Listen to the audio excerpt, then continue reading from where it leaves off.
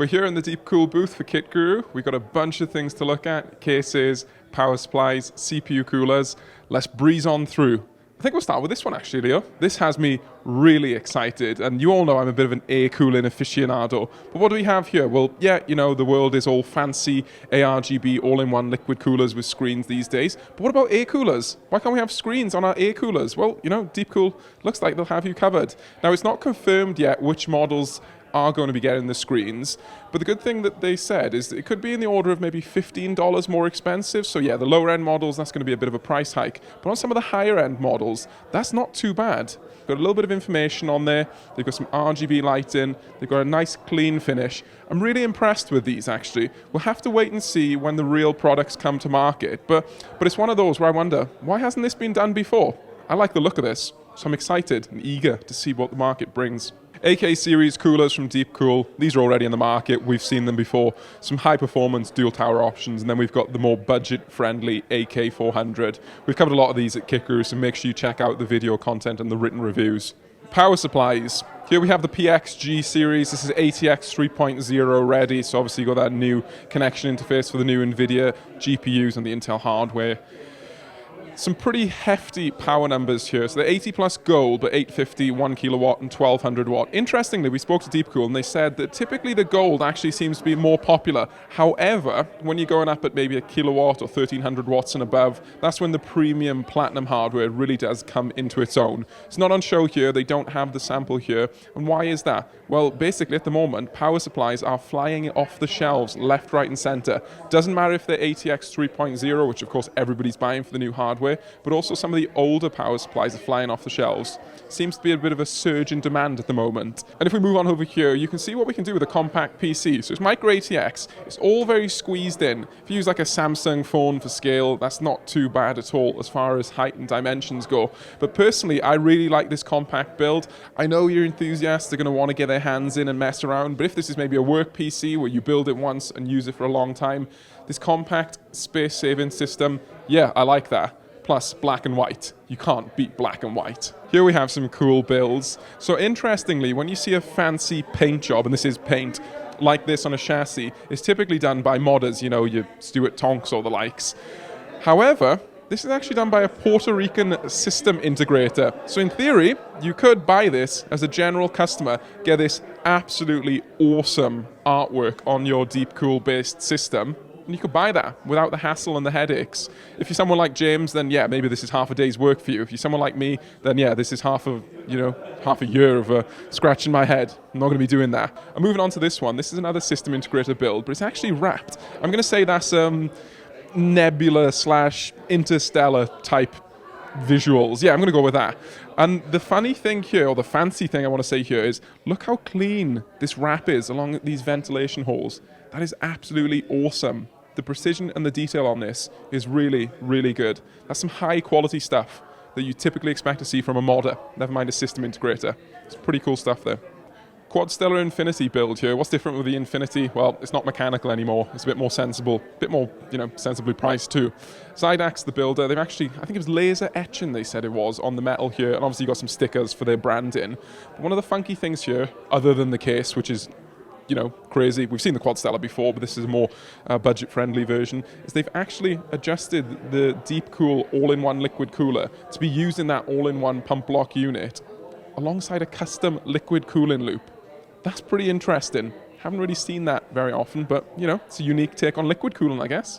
Continuing with the builds theme, this is basically just showcasing some of the pretty sleek-looking builds that you can do with DeepCool-based hardware. So this is actually built by Stintsbuilt. We've got a photo with him. And in my opinion, obviously it's using an on-the-market DeepCool case, but of all the screens we've seen at CES, because that seems to be a trend this year, is these front panel displays, that is arguably the cleanest. That looks absolutely awesome. It's got the core information on there, temperatures. I mean, what more do you really want? I'm not interested in the weather on the front of my case personally, but that is clean, it's sleek, it looks good, it fits in with the mesh. Here's a cool build. So you got the wrap internally here. You've got, not sure if that's etched or a sticker. You've got some branding on the internals and the glass panel. And if we come around the back side, you got some awesome visual aesthetics there. We're up in the mountains in Vegas. Mountains on the back of this case. What do we have here then? We've seen the QUADSTELLAR before. I think Leo covered it actually. It was horribly expensive, mechanized, so it was complicated, and it was of questionable logic. And I'm saying that stood inside the DeepCool booth, but whatever, that's our opinion. Here, it's not motorized anymore. You can push it in, you can deal with it by hand, and it's sensibly priced, supposedly. Don't have confirmation on that yet, but we can see this cool, unique, I want to say cross-shaped design with the massive internal motherboard tray. This is a cool looking build, to be honest. Is this something I put on my desk? Not sure. But if it's something you put on your desk at home, please do let us know in the comment section down below. Coolers and fans. So starting out with the FT14, the fancy thing here is this 140mm, something like 1850 RPM, and I have no idea if I'll be able to do this one-handedly. Oh, there you go. Did you pull it sideways? What? Ah, there you go. See? Easy as that. no sarcasm whatsoever. But in all seriousness, get the brackets to 140mm mounting, take them off, and you got 120mm mounting. That's pretty smart in my opinion. Don't know if there's going to be any interference issues with the chassis. We'll have to wait and see, I guess. Here, this is something cool. We love the Assassin from DeepCool. This is the Assassin 4. So what's different here? Well, you can see the fan is now on the back. It just looks a little bit cleaner. However, if you do have big chunky VRM heatsinks, you can flip it back round to the front, so don't worry about that. It comes with a bracket that can take 120 or 140mm fans, and it's got a built-in speed adapter on the fans, so you can switch the resistance on the cable. 7 heat pipes, nickel-plated base. It can do pretty hot and heavy Intel 3900K loads if you want to go for that. The fan cover, shroud, is actually magnetic, and do I dare try and do... Yeah, there you go. So you don't really have to worry with too much with regards to tooling or screws. Supposedly the fan comes in and out on a slide system. I'm not going to do that right now because I'll probably destroy something. Put that back on nice and easy. But in my opinion, that is an absolutely fantastic looking CPU cooler. And given it's an Assassin, it's a big chunky boy with proper cooling capability too. Coming in at $99.99 in Q1. So not bad. 100 quid for that? Yeah, I'm pretty excited to see what that holds. All-in-one liquid coolers. Here we've got the LS520 SE digital, so obviously we've got the screen on the block unit. This is the 240mm version, and it will come in the 720, so the 360mm version too. We've used the LS720 standard 360mm, still in my opinion the best AM4 cooler that I've tested, probably AM5 by extension, so really excited to see this. And then the LT series, like a lot of people have been asking, is coming in a clean white appearance. So if you're a fan of that, or if you're one of the 10 to 20% or so that likes white hardware, then yeah, this could be it. And I say 10 to 20% because that's supposedly roughly what the market share is typically for white components. I don't know if I got my terminology correct there, but I'm going to go with it. CH560 case. So obviously, sticking with the white theme, we've got a nice clean white appearance, this big mesh front panel taking a bunch of fans, pretty standard design, tempered glass. The tempered glass panel is magnetic, and I'm going to dare to try this. Leo did try it a few minutes ago. So that's pretty, oh, that's really solid actually. Yeah, that's not bad at all. So I'm putting good force on there and it's not coming off. So I don't really have to worry too much.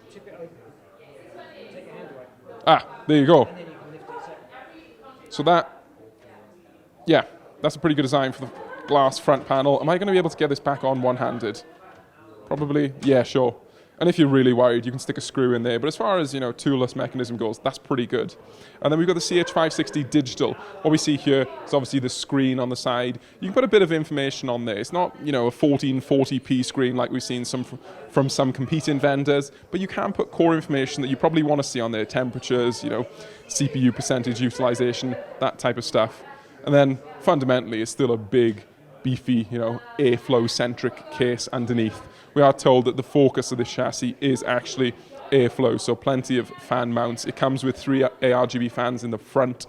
So yeah, $110 for the standard version, $140 with the screen, so $30 premium for the screen. That doesn't seem too bad, and it's USB connected, I think I'm correct in saying. And just one caveat I'll point out there is that the glass in this sample, which again has the good magnetic approach, is probably darker than what's going to go on sale. So don't worry if you're not fully enthused on the appearance in this video.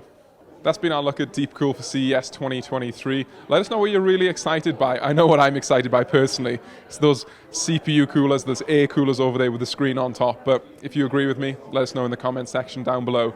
Check out more of our CES 2023 coverage and do all that YouTube stuff, like, subscribe, support the channel. Check out the main kitguru.net website, some good content over there. See you in the next one.